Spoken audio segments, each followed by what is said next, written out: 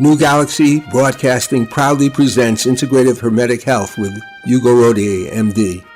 In this program, we explore a powerful new paradigm for health from the standpoint of integrative medicine. In his practice, Dr. Rodier integrates the ancient Hermetic art and the enduring role of food as medicine with modern nutrition, but also allowing for the wide range of important health practices, including truly valuable medical discoveries, chiropractic, acupuncture, homeopathic, and herbal medicine.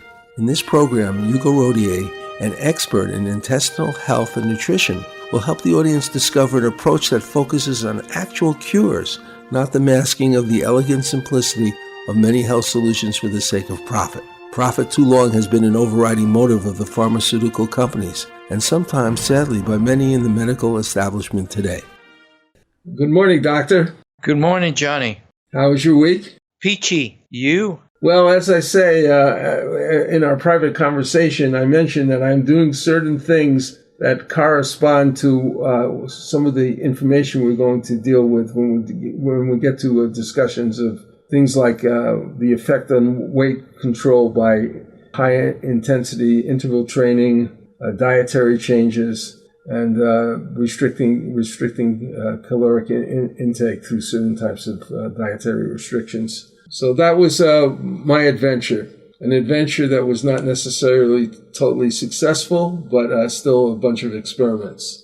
So now we're going to have to deal with something that's really dramatic, and I guess that affected me. I don't know if it affected you, but it certainly threw a little damper on my life, including what happened to the stock market, which might be related, and I'm talking about the coronavirus. So I'm just going to read a little bit here from an update. Is that all right? Sure. A year ago, out of 42,900,000 people infected with the common flu, 61,200 died. That's a death rate of 1.4%. The coronavirus, according to French TV 2 days ago, has killed 0.7 of infected people. I would guess the true rate is even lower because the infected cases are likely to be underreported due to fear, politics, and other factors. So, how do you feel about this? You think it's being underreported, or you think it's being overreported? The death rate is overreported because if you factor in all the cases, infected cases, then that would dilute the death rate. If you follow, yeah. So I believe they're underreporting the cases, infected cases, and overreporting the death rate. Because a whole lot of people might get it and they don't want to fess up, fear of retribution, isolation, a whole lot of things that we can imagine. So this is very interesting because we have not seen these numbers in the United States. At least I have not seen any reporting. We hear some numbers, but they don't compute the death rate, making it sound like we're all going to die. It's the impression I get, which I think is detrimental. Now, look, I'm not saying this is a totally innocent cold virus that will just scoff a little bit and go home. No, some people will die. The real point is that we have already in the United States and have had for decades what seems to be a more serious case, virus, which is the common flu, which again kills 1.4% of people infected. And the coronavirus might be lower, have a lower death rate.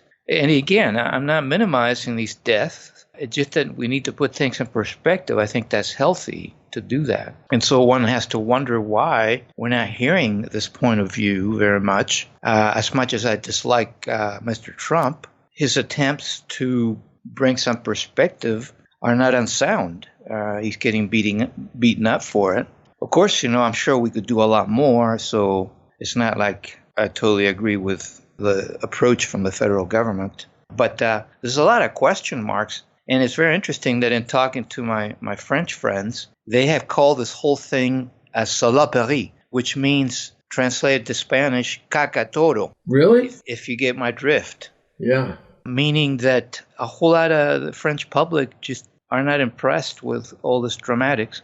And that might be the case in the United States as well. Again, a lot of questions, and I'm not saying that I know all the truth. I don't. There's a whole lot of conspiracy theories going around with this too. But the point being, a lot of questions, and in the midst of uncertainty, it's best to be aware that the worst thing the worst thing is fear itself, you know. So there's something to be found in the middle, I'm sure. We should be prepared. We should avoid contact, et cetera, et cetera. We should isolate people, yes. But at the same time, the sky is not falling. Well, I would like to bring in some of the comments that I've heard about it, the claims. One of it, which is that several people in different parts of the world have claimed to have gotten it more than once. Oh, really? Yeah, that's one claim. Uh-huh. Another claim is that in terms of the construction of the structure of this virus, it seems to have certain similarities with HIV. It's not the same thing, but it has certain components, which is why certain people have claimed that this may be a man-made virus, a synthetic virus that's been created. Now, some say, that could be an accident because it's coming out of a laboratory by mistake. Somebody gets infected, or it could be weaponized. Of course, the greatest damage that's happened has been to China, and that has affected supply chains and all kinds of things around the world. It has had a dramatic financial consequence. Interesting. I could not endorse all that, but I cannot deny it either. So I can't endorse it either. I mean, I can endorse that there's been tremendous financial damage, and I can. Yeah. Although I'm kind of a very poor student of the stock market, and but basically, a lot of people are saying yes, the coronavirus did initiate some effect of on the stock market, which has collapsed tremendously. I mean, it's a gigantic shift downwards, 10%, lost 10% of the stock market in a very short amount of time. Never happened before historically. But more is due to the bond market and the inverted yield curve, which means that there are all kinds of fundamentals that lead one to think that the manipulation of the stock market through the central banks, through the printing of money, through the buying of stocks and securities and bonds has created really the reason it's falling. It's trying to make a correction because it's so artificially overpriced. Yeah, I have to agree with that. We just have to be sober about all these things and wait for more concrete answers. If we let this train of thought get carried away, I'm sure some people will start blaming the Democrats for the coronavirus because by tanking the economy, then they can get rid of Trump, if you follow my meaning. Well, yeah, there's all kinds of things that one can say. Yeah. I had another interesting thing is I saw an article by somebody who's extensively studied the Wim Hof training program, and he wrote a book on it. And basically he was saying he thought that you could increase the immune response through the Wim Hof method, which has worked in a lot of ways for people and has been scientifically validated in certain ways, that would help. But of course, that's speculation too. But I was interested in it because I practice it from time to time. So actually getting back to, I think one of your major points is that we need to strengthen our immune system for everything, including for this, correct? Exactly. So that's a huge missed opportunity that governments and the media could seize upon to educate the public on how to minimize the risk of bad outcome if they get infected, and that is to strengthen the immune system. And we talked about this ad nauseum. Remember that most of the immune system is in the gut bacteria, the microbiome, which loves a plant-based diet, whereas the bad organisms in the gut that compromise our immune system love refined sugars. So if you're really, really, truly scared, and a lot of people are, then give up your Twinkies and soda pop. I mean, how easy is that? Not very easy, but if you want one single thing to do right there, that little thing there would greatly increase your chances of survival if you were infected. Well, we're going to talk about that a little bit later when it comes to, strengthening our ability to lose unnecessary weight, which a lot of that has to do with the same problems, right? I mean, the overeating, eating the wrong thing has to do with weight problems. And right. We're going to get into some of the very interesting aspects of that. But before we do, there's one more thing that we were talking about, the real sort of problem with people's reaction to this virus. And here's an article that was actually published in the New York Times reporting on a different study.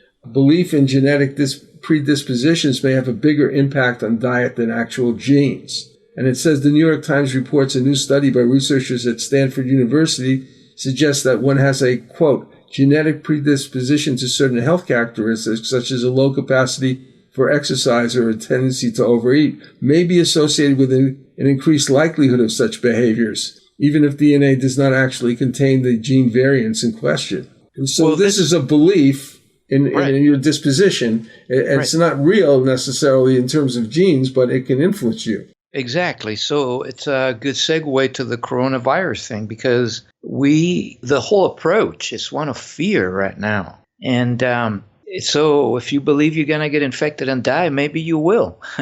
And so the point here is sort of the same. If you believe that you have genes that make you eat more and exercise less, if you believe you have genes that you're going to have a heart attack, a stroke, cancer, maybe you will.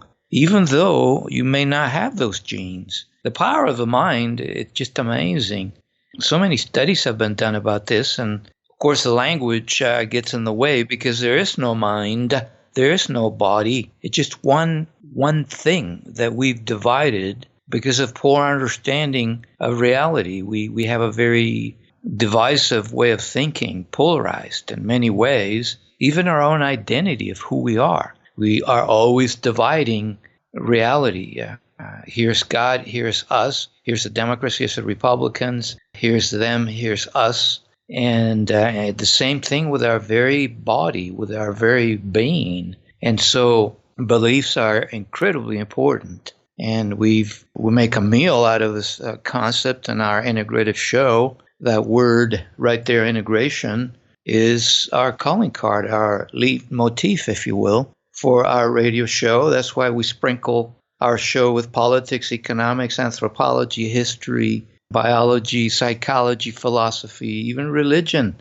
It's all part of the whole. And so, again, this is a very dramatic article that people would do well to ponder, because a whole lot of us are being educated that, wrongly so, that if you have this gene, your goose is cooked. You're going to have a heart attack just like your daddy.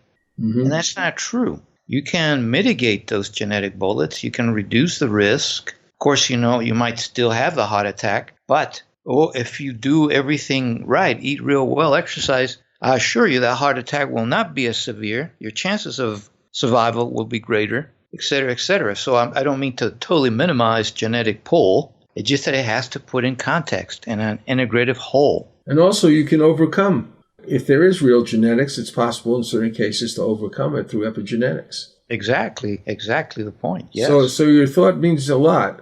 And anyway, we're going to have to take a break, and we will be right back on the Integrative Hermetic Health Show. This is Johnny Bluestar, CEO of New Galaxy Enterprises, a media content development company. The original productions by Amazon, Hulu, and Netflix in particular has opened up a new and powerful form of television that has both global income and still unexplored profit potential as convergence between offline and online media continues to blossom. We can help persons needing creative help to turn their ideas for television pilots into actionable, marketable scripts. There's probably nothing more exciting in the field of entertainment than these new vistas online, as that capacity crosses more and more to the big screen, and the opportunities for instantaneous online projections of any type of media in that perennially popular venue. To learn more about New Galaxy, see samples of our work, or talk to us about your project, please go to www.newgalaxyenterprises.com and fill out the contact form. Patriots Act is a Brent Marks legal thriller written by Kenneth Eade, a novelist and attorney, often appearing on Threshold Radio. It's about Ahmed, a naturalized U.S. citizen formerly of Iraq, who was sent to Guantanamo Bay detention camp with no real knowledge of a crime he has committed. Brent Marks, a California attorney, is originally hired by Ahmed's wife to fight for his release. The novel opens with a convincing mock execution, a mode of torture meant to break down a prisoner in a brutal and traumatic way that foreshadows Ahmed's actual death in the hands of his accusers. Ahmed felt the butt of the rifle strike his spine as his knees buckled and he hit the floor. Move faster, Haji. Up against the wall. Stop there. Good, listen up. My name is Sergeant Brown. You're here because you refused to cooperate in interrogations. The decision has been made to execute you by firing squad. Wait, I'm an American citizen. Ahmed felt the black bag rip from his head and for the first time faced his aggressors. He found himself facing a man in camouflage fatigues, holding an M16 to his chest. Beside him, an 8-man firing squad with their rifles in ready position. I have the right to talk to an attorney. This is all a big mistake. Brown fastened a leather strap around Ahmed's waist, pinning his spine to a wooden post. Yeah, a big mistake. You should have cooperated when we asked you about your superiors in Al-Qaeda. I don't know anyone in Al-Qaeda. Do you have any last statement, Haji? But I repeat, do you have any last statement? I'm not a terrorist. I'm an American citizen. I've a right to a lawyer and a trial. You've denied me these rights. You will answer to God for your crimes. I think you can see who has all the rights here. Ready? Aim! The 8 pointed their rifles at Ahmed. Shivering uncontrollably, Ahmed's knees gave way, and he hung on the post like a man crucified. Fire! The deafening explosion of the 8 rifles was the last thing Ahmed heard. He felt the bullets hit his flesh, and his body crumpled forward, hanging lifelessly from the post like a scarecrow. Here's a song I wrote as a lyricist with composer Edgar Ahrens called Your Kisses Never Die. It was written for a musical I'm developing called Hadley's Castle. It is an homage to eternal love which is deeply challenged later by the events that follow. It is dramatically performed by Patricia Welch. We must have known this place before, where waves crash cruelly on the shore, and wind carves out remorseful runes in deep shadows on silver dunes. I know your touch, your smell, your glance. This could not be some trick of chance. We whirl around this windswept beach, entranced by love beyond our reach. Your kisses never die.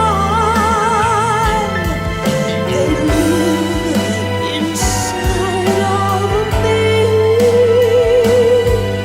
They linger on my lips like some familiar mystery. Your angel's touch has giant wings that beat against the sky. Your kisses live inside of me, in spite of me. They never die. They never die. We're back on the Integrative Hermetic Health Show with Doctor Hugo Rodier, and we have been discussing the coronavirus, but we haven't gotten to a few points, which is the way it's communicated. And as I understand it, Doctor, it's communicated through basically sneezing or coughing within 6 feet of another person.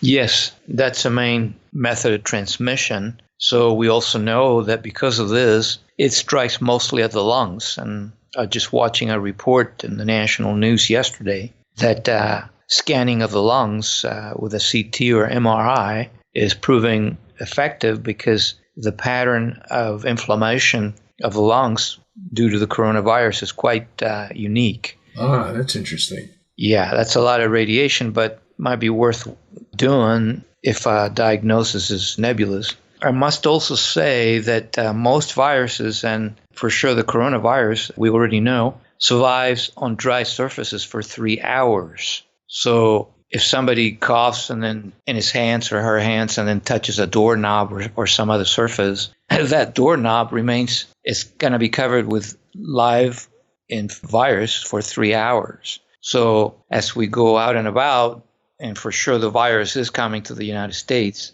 we're going to have to be very circumspect about touching surfaces, washing immediately, carry some hygienic gel, if you will, and never touch your face. Because from the hands to the face, that's another big way of transmission. And we habitually touch our face about once a minute, is what I read somewhere. We're not even aware of it. So we're just going to have to be very conscious about. So is that transmitting the virus through touch to our face?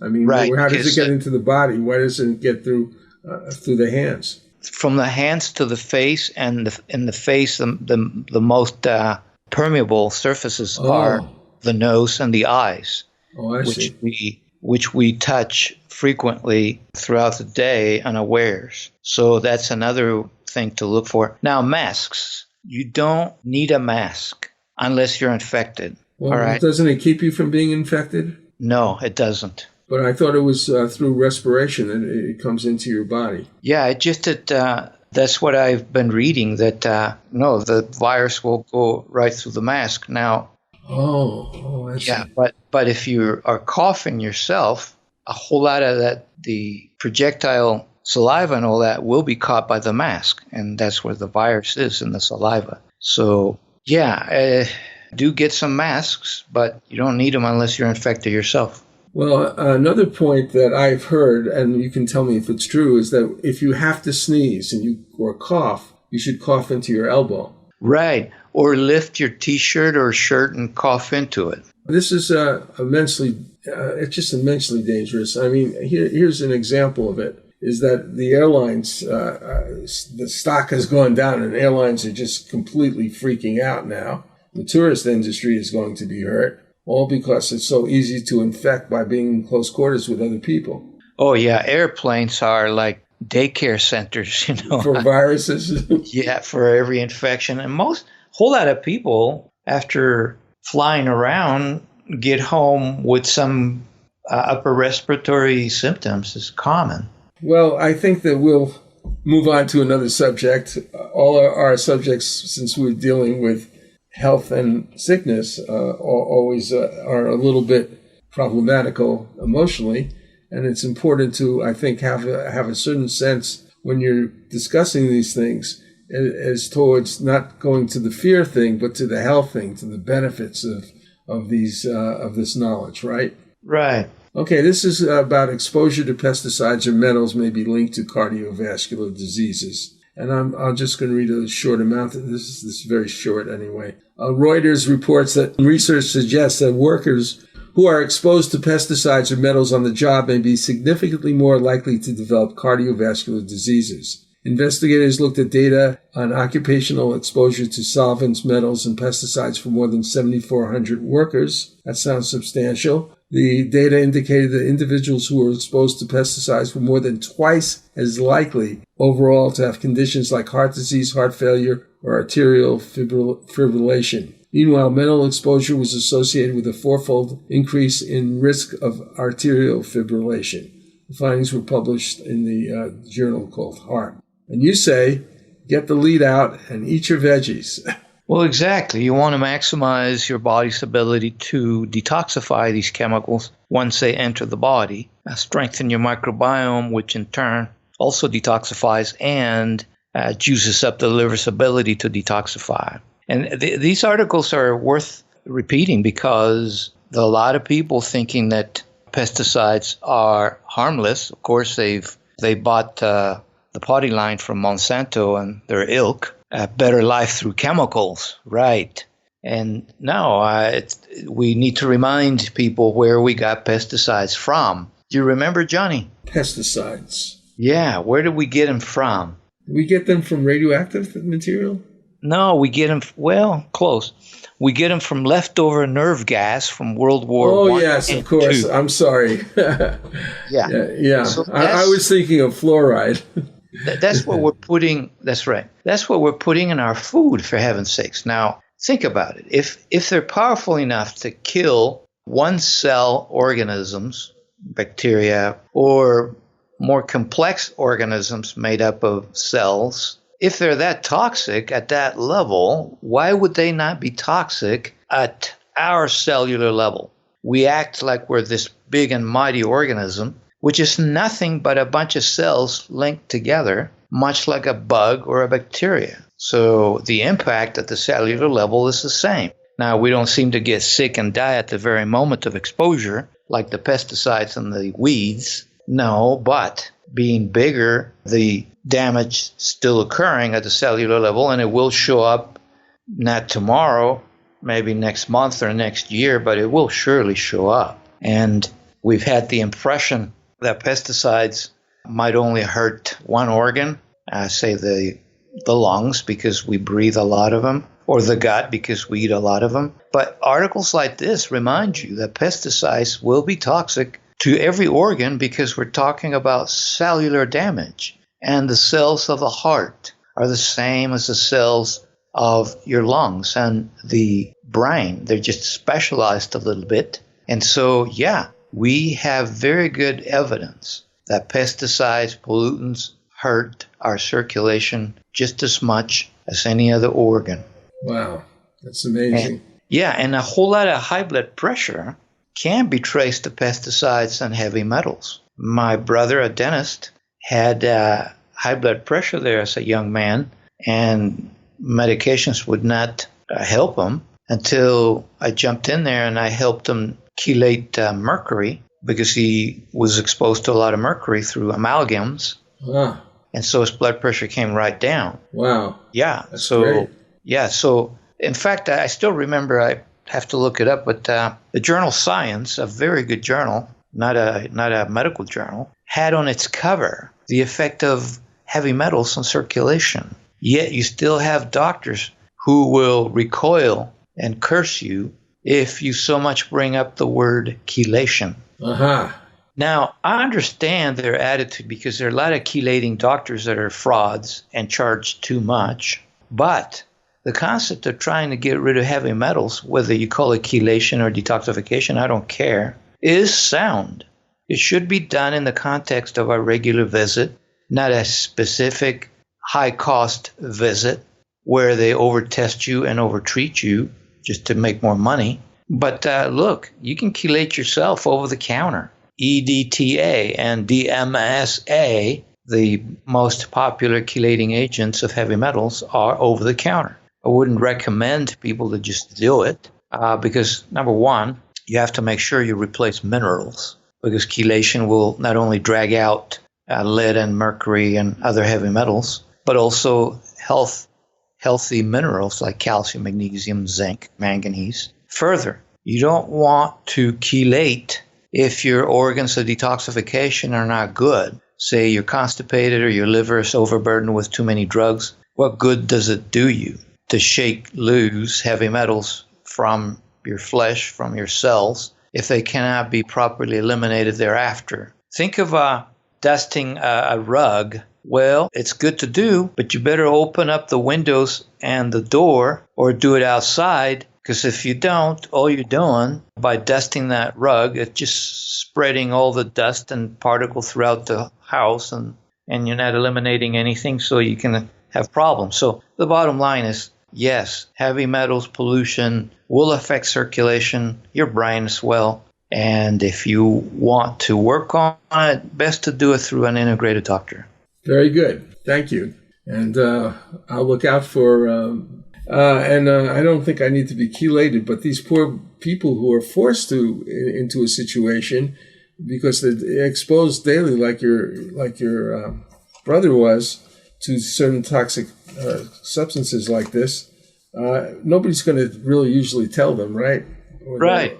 And I should add that dentists right now have caught on to the toxicity of mercury and quietly stopped using it. But I remember decades ago having these discussions with dentists who swore there was nothing wrong with mercury. Well, they quietly got rid of it.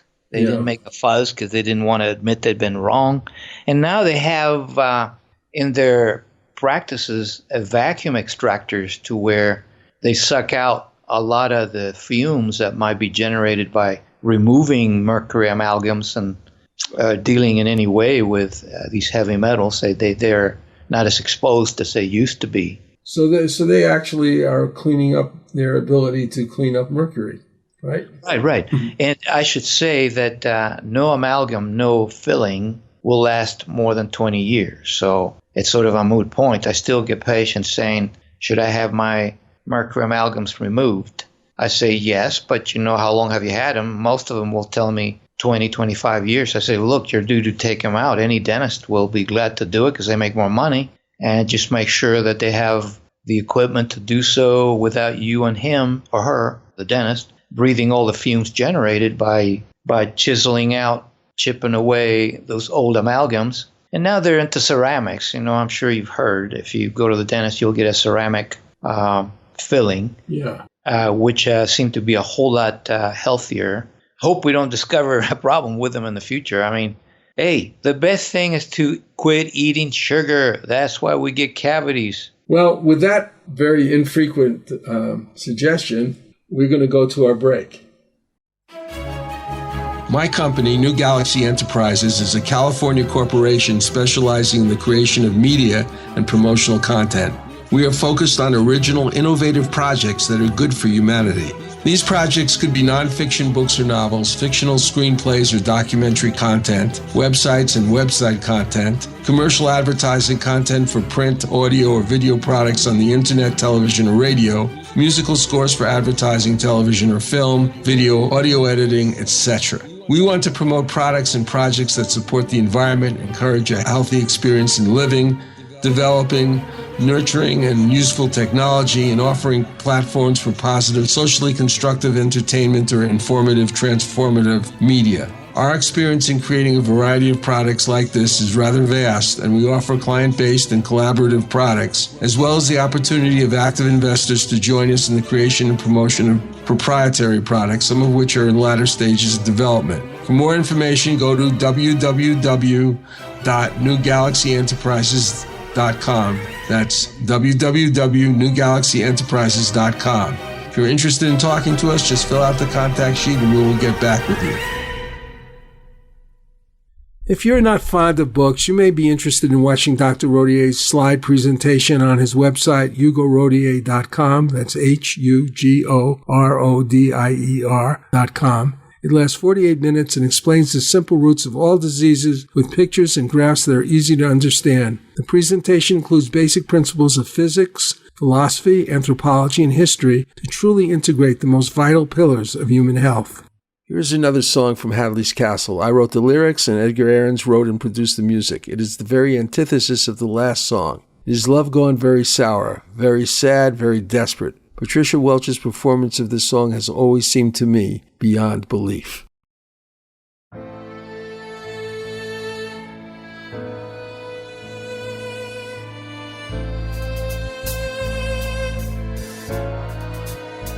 Your shadow marks the brazen breeze. I sense you're near and slowly freeze. Tempted by your lips and your touch, the cup of you is way too much. I drink from you in sleep, in dreams, and mourn your loss in muffled screams.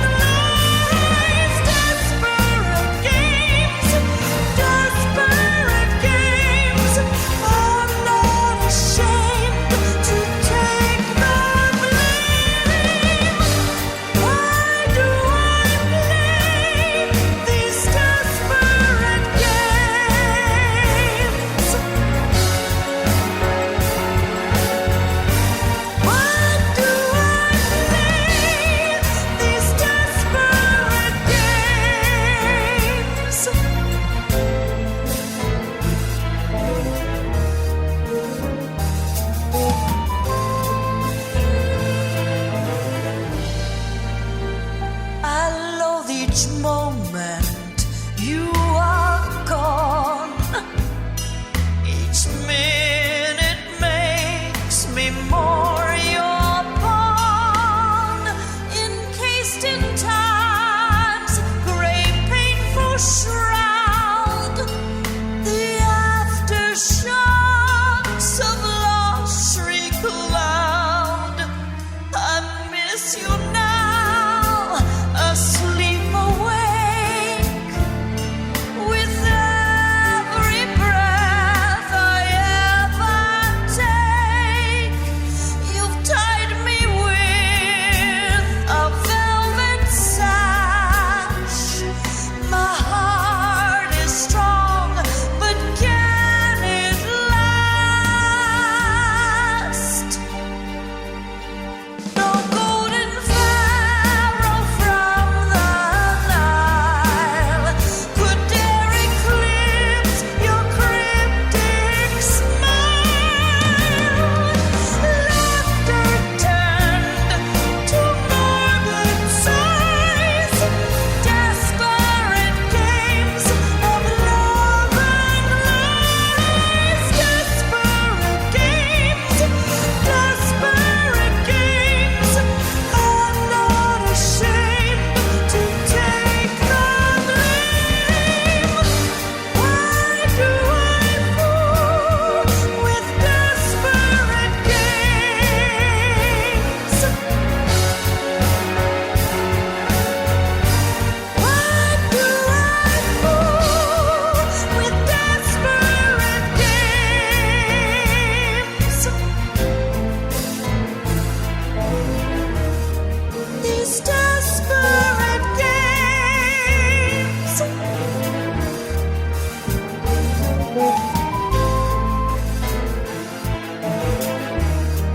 These desperate games.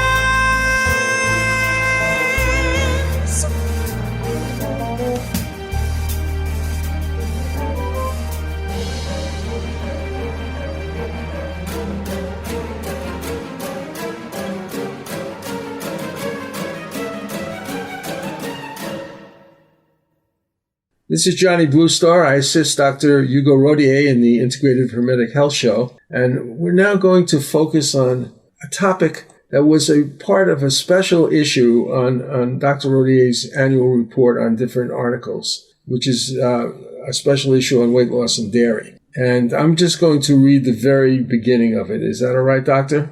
Sure, but it's a monthly newsletter we're talking about, and I made the March issue a special issue.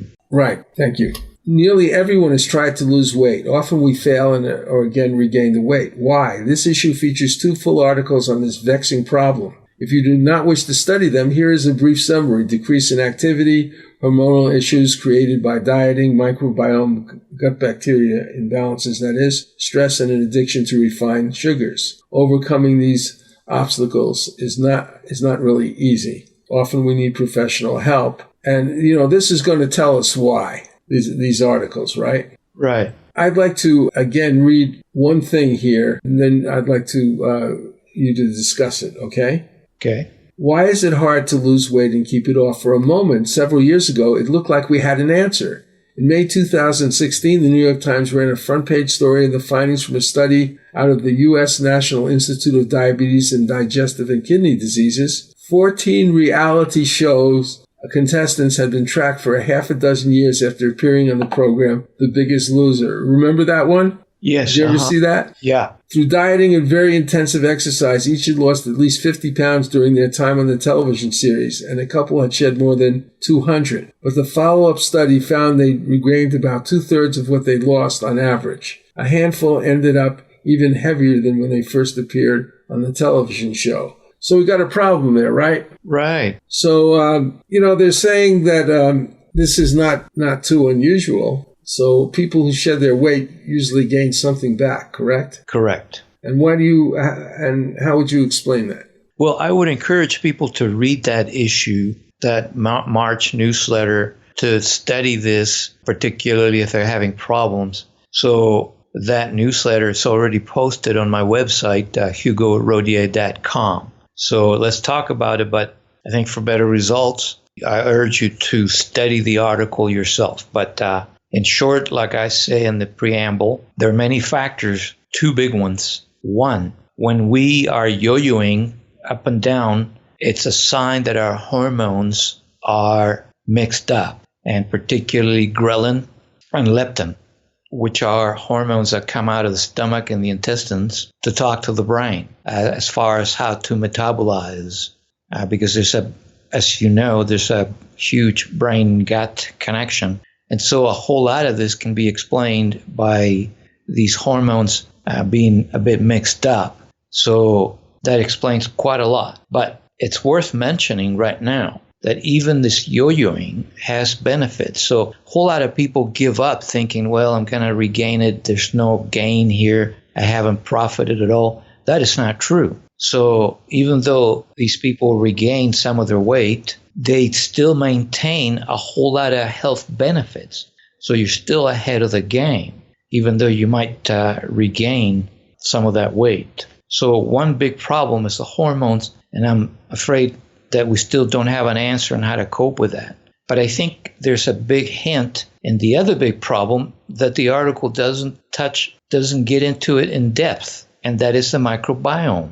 The microbiome of these people, I believe, is where we need to work the hardest, because we have good answers already. And as you recall, the microbiome, the bacteria that we have in the gut, can be very unique from person to person. In fact, our microbiome is just like fingerprints. No two people on Earth with the same patterns of species of bacteria. We already know that people who are having trouble with weight, obesity issues, have a specific pattern where they are lacking certain bacteria like Lactobacillus gasseri and Akkermansia.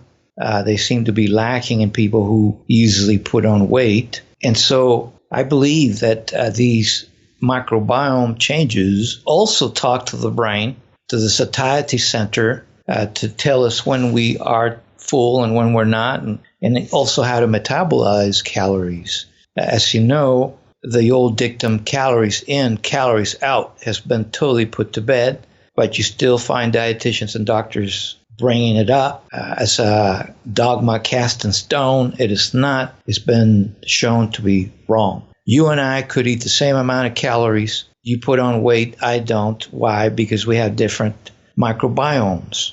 And so those are the two big take-home lessons from this article. On the one hand, the hormonal picture is still nebulous. On the other hand, the microbiome quite promising. Well, there is another thing that was learned here in this study. And that is, I'm going to read a paragraph and then maybe you can comment on it. The Biggest Loser study didn't just recapitulate this disheartening rule of thumb, however. It appeared to offer something more, an explanation of a sort, for why the weight rebound might be happening. When the researchers at the National Institute of Diabetes and Digestive Kidney Diseases, led by physiologist Kevin Hall, examined the contestants 6 years after the show ended, they noticed major changes to the rates at which their bodies were expending energy. The contestants' resting metabolic rates had ended up much lower than expected, even taking stock of their similar statures overall. Most were burning at least 400 fewer calories than the researchers' model had predicted. Some initial dip in metabolic rate is known side effect in weight loss, but Hall and his colleagues didn't realize it would persist for so long and to such a large extent.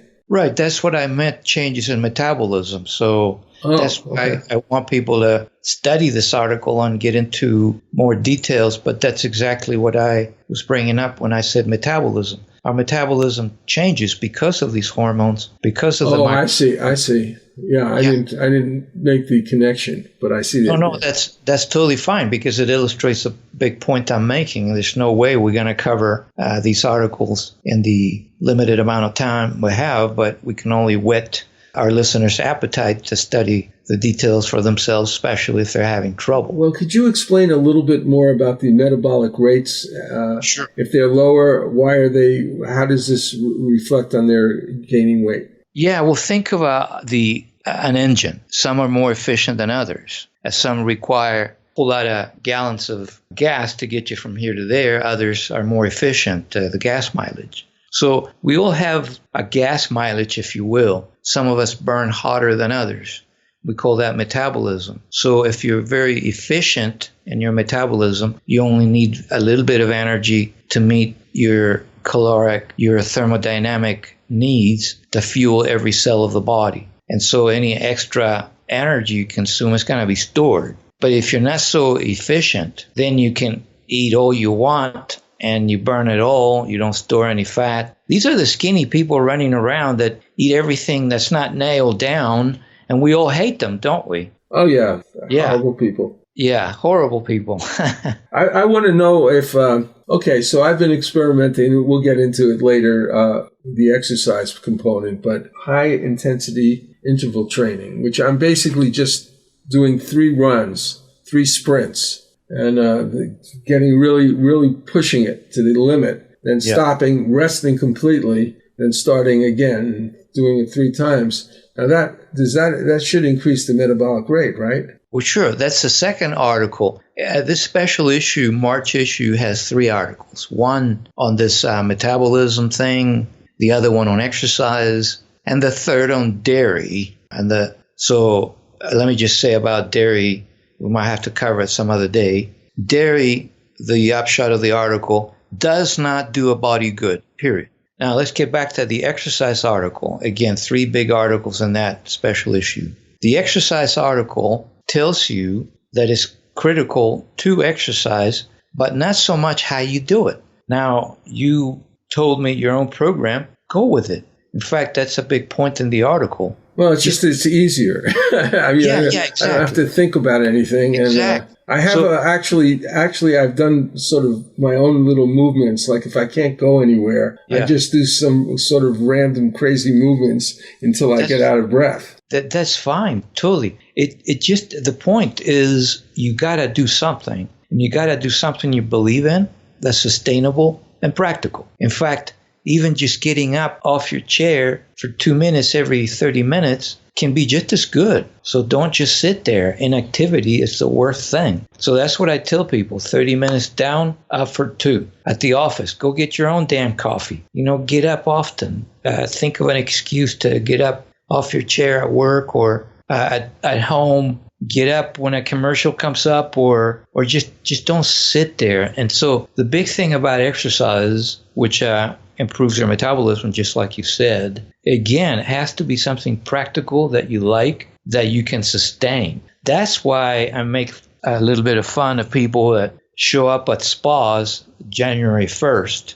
They'll be gone by the end of January. And the spas love these people because they buy an annual fee and then they disappear because they chose something unrealistic and practical, not doable. They don't like it either. I think the most practical thing, again, is what you like. What I like is something at home. I don't like to leave my house. I don't like to have to shower twice, dress twice out there at some spa. So I do everything in the morning before I take my shower, and I do 2 things, stretching and yoga for half an hour and rowing for another half an hour. Oh, that's great. And I do all that in front of the TV, watching the news, a recorded game, recorded Jeopardy, French documentaries, something constructive. I don't watch movies much unless I go to the movies with family or friends, a social event. Anyway, I'm glad that you have a program. Stick with it. Well, thank you. And